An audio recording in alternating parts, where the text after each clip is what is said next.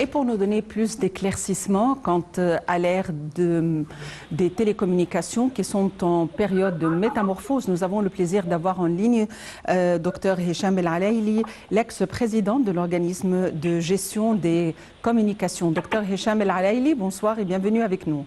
Oui, bonsoir. Dr Hicham El Alaïli, l'Égypte vit une période de transformation numérique importante depuis 9 ans pour aller de l'avant quant à ce secteur. On aimerait jeter la lumière sur les différentes périodes par lesquelles est passé ce secteur. Où en sommes-nous quant à la métamorphose complète des télécommunications en Égypte? D'accord.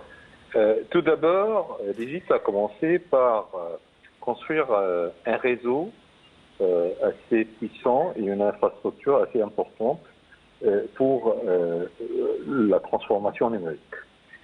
Après ça, nous avons commencé par former les gens sur un processus de transformation numérique et commencer à connecter les bases de données publiques entre eux.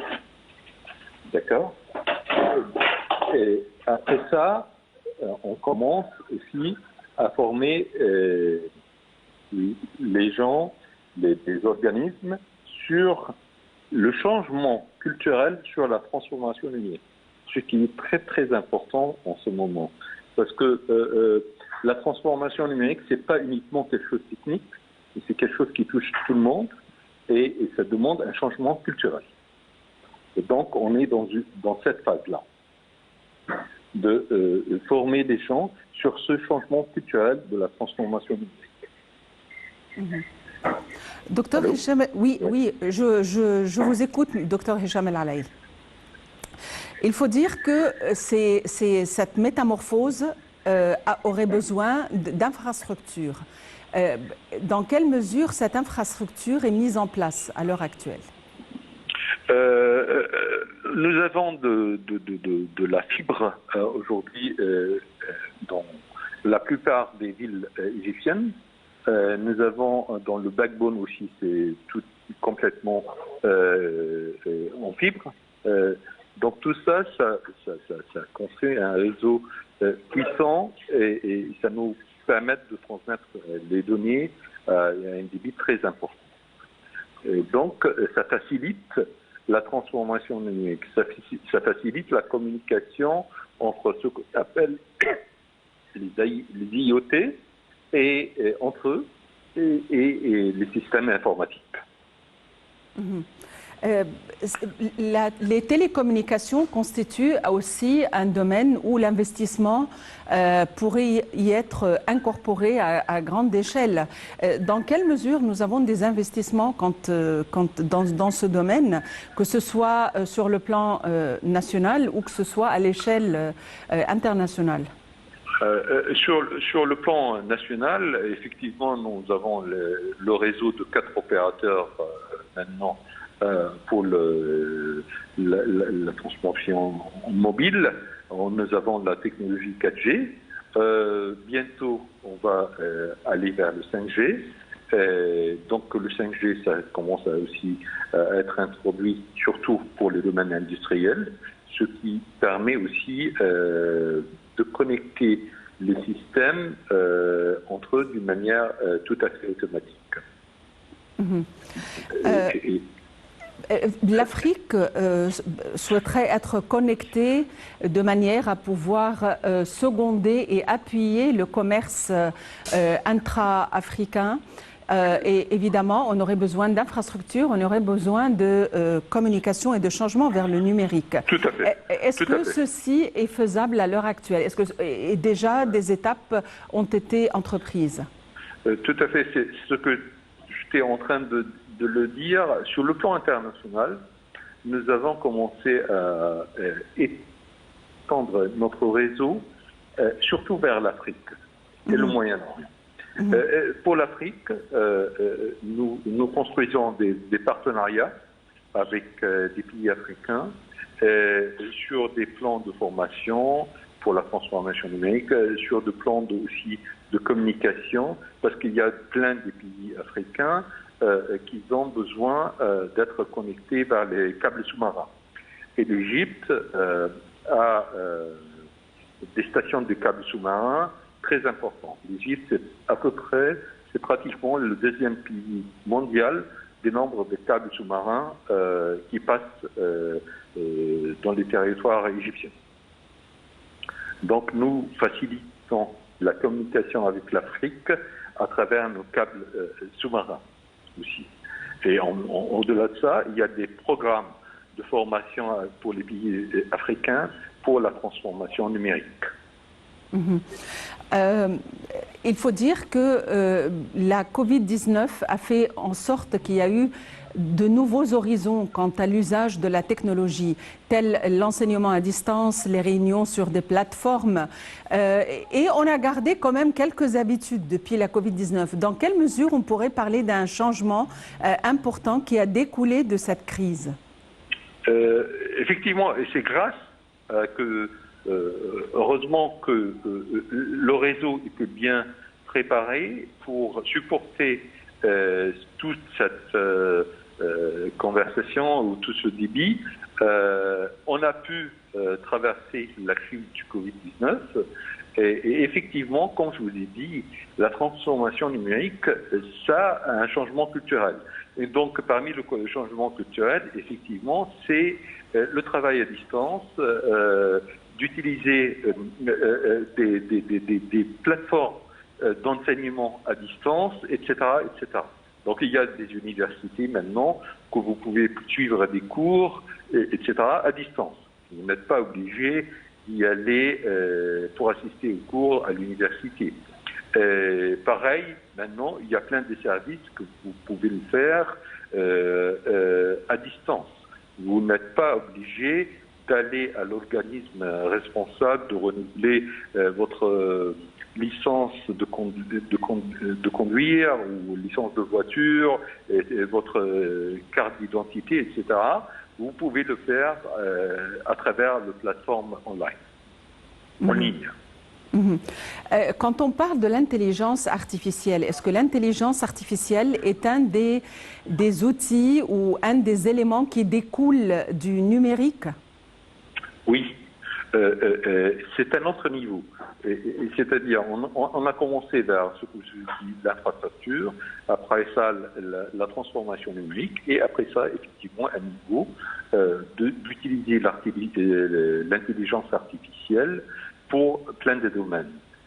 Et donc, effectivement, ça, c'est la phase sur laquelle nous travaillons, ou la prochaine phase aussi, d'introduire l'intelligence artificielle dans pas mal d'industries. Nous avons lu quelques articles qui font des spéculations au sujet de l'intelligence artificielle, mais à partir d'un aspect relativement négatif, comme quoi il y a quand même des dangers de l'intelligence artificielle. Vous, en tant qu'expert d'informatique, quels sont les dangers de l'intelligence artificielle? Vous savez, l'intelligence artificielle, c'est une technologie. Et n'importe quelle technologie, il y a le pour et le contre.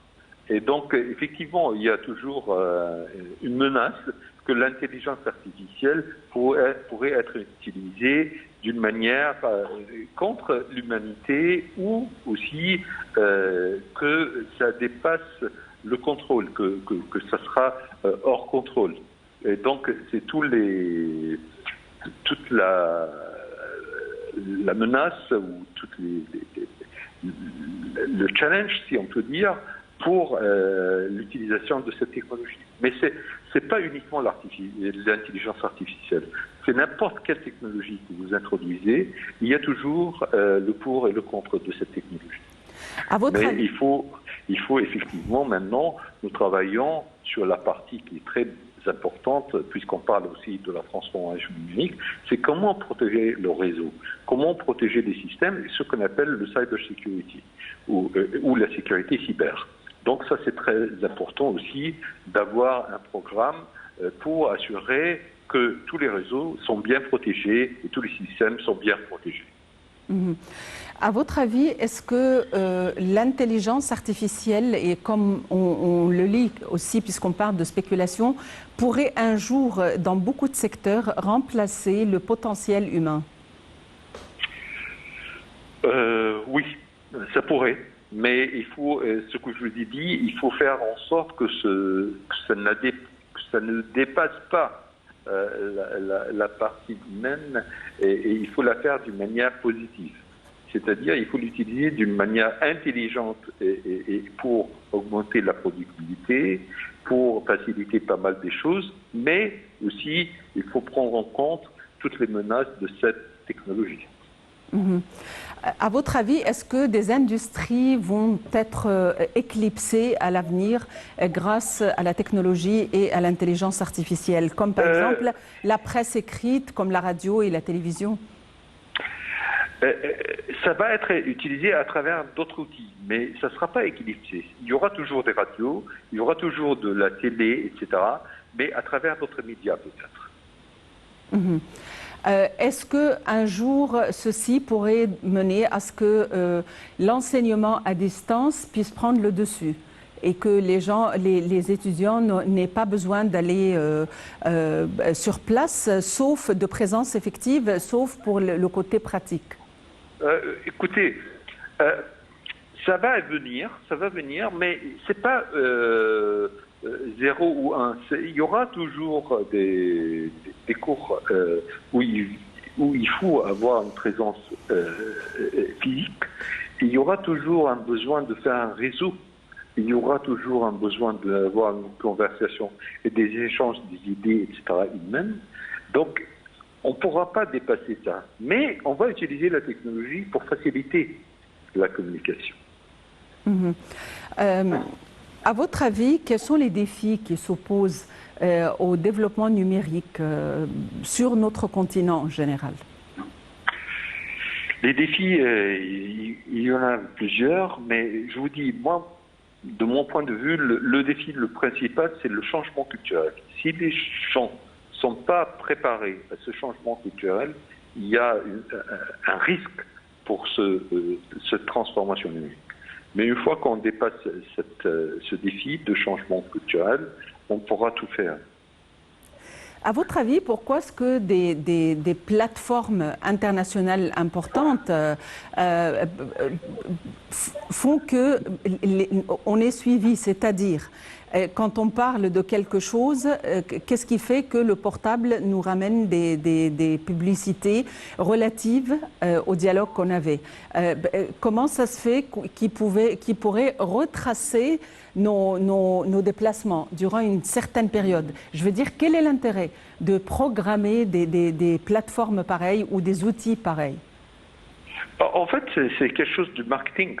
C'est-à-dire, si vous rentrez dans un centre commercial et on commence à faire ce qu'on appelle le profiling, et on sait que vous êtes intéressé par quelque chose de sportif, et vous aurez des messages sur votre téléphone portable qu'il y a ce magasin du sport qui fait une offre de remise ou qu'il y a une nouvelle offre, etc. Donc c'est quelque chose de marketing qui est très intéressant. Docteur Hicham El Alaili, vous êtes l'ex-président de l'organisme de gestion des communications. Je vous remercie pour votre intervention. C'est moi qui vous remercie.